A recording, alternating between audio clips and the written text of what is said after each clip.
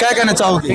क्या ऐसा उद्देश्य है, क्या मुख्य एजेंडा लेकर के चले हो जिन जो विधानसभा चुनाव का जो चुनावी मैदान में दिग्विजय चौटाला जो उतरे हैं, तो क्या मुख्य उद्देश्य है? सबसे बड़ा मुख्य उद्देश्य है कि जींद की जो दयनीय हालत है उसको सुधारने का और जो बेरोजगार युवा हमारे घूम रहे हैं उनको रोजगार देने का। लेकिन काफी मतदाताओं की यदि जींद की हम बात करते हैं, इनेलो का गढ़ माना जाता था जींद, लेकिन विकास की यदि बात करते हैं आज भी विकास नहीं हुआ है, ज्यों का तो बना हुआ है।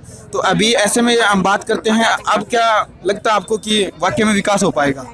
देखो, जनता जननायक पार्टी की सरकार आने पे अब तो जो इलेक्शन हो रहे हैं उसका मेले तो 4 या 5 मंथ मुश्किल से रहेगा। बिल्कुल। पर जनता जननायक पार्टी की राज आने पे मैं आपको विश्वास दिलाती हूँ कि जींद का विकास जो है वो जनता जननायक पार्टी ही करेगी। तो नैना जी, क्या ये जैसे आप बता रहे हो कि ये तो कम समय में ही विदाई करेंगे, तो क्या लगता है आपको कि जो विधानसभा में जो ये जाने का कार्य करेंगे, तो ये जो चुनाव होने जा रहा है जींद उपचुनाव, ये किसी प्रत्याशी का चुनाव नहीं बल्कि पार्टी की साख और नाक का सवाल है, इसके बारे में क्या कहना चाहोगे? देखो, ये सत्ता का सेमीफाइनल मान के ही चलो, क्योंकि जिसका भी विधायक जाएगा आप यही मानो कि आने वाले इलेक्शंस में उनके लिए आगे की राहें आसान हो जाएंगी।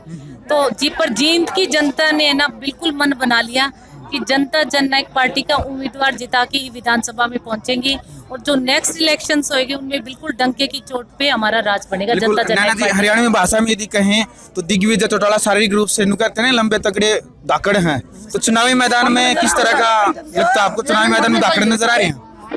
देखो, यहाँ कोई शरीर का आकलन नहीं है, ये इलेक्शन है, ये वोटों का आकलन होता है और जनता जनार्दन जिसका बेड़ा पार करेगी ना वो विधानसभा में पहुंचेगा। तो जींद की जनता जो है वो बिल्कुल छाती ठोक के दिग्विजय के साथ है, जनता जननायक पार्टी के साथ है और उन्हीं का उम्मीदवार जो है वो वहाँ बिल्कुल। तो महिलाओं का क्या अहम योगदान रहेगा इस उपचुनाव को लेकर के, क्योंकि इससे पहले भी जो आपका हरी चुनरी चौपाल का जो कार्यक्रम था उसको लेकर के फिर उसका जो असर है, अब जींद का जो उपचुनाव होने जा रहा है, इसमें महिलाओं की कितनी और अहम भागीदारी रहेगी? देखो, बहुत चोई बंसीलाल का राज महिलाओं ने पलटा था और सिर्फ इसलिए कि उन्होंने ये कहा था कि शराबबंदी करेंगे। अब सबसे बड़ा मुद्दा जो है वो महिलाओं के आगे, अब उनके जो बेरोजगार बच्चे हैं ना उनका है। तो इस बार जो सरकार बदलने का काम करेंगी वो महिलाएं करेंगी और मैं बार बार महिलाओं को ये बात कह रही हूँ कि हमेशा हमने पुरुषों के कहने से वोट डाले, इस बार महिलाओं के कहने से वोट डाल दो आप। बिल्कुल। नाना जी, एक और प्रश्न, दुष्यंत चौटाला अभी बिल्कुल नाना जी, अभी दुष्यंत चौटाला की एक वीडियो वायरल हुई थी, उन्होंने जैसे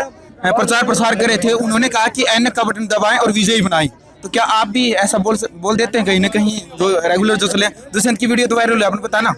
मेरी बात सुनो, इतने साल इकट्ठे रहे, वो चीज अगर कभी जबान से भी निकल जाए तो कौन सा महाभारत मत क्या? दुष्यंत की तो अजय सिंह चौटाला जी की खुद की पार्टी है, चोई देवलाल की नीतियों की पार्टी है। इस विधानसभा में हमारा कप प्लेट निशान है, तो कप प्लेट पे मोहर लगाओ और दिग्विजय को विजयी बनाओ। चलिए, क्या संदेश देना चाहोगे जींद की जनता को? जींद की जनता को यही कहूंगी कि एक कर्मठ बहुत ही नौजवान आप लोगों को मिला है, लोगों की बातों में मत आ जाना, क्योंकि सिर्फ उनका काम धोखा देना है।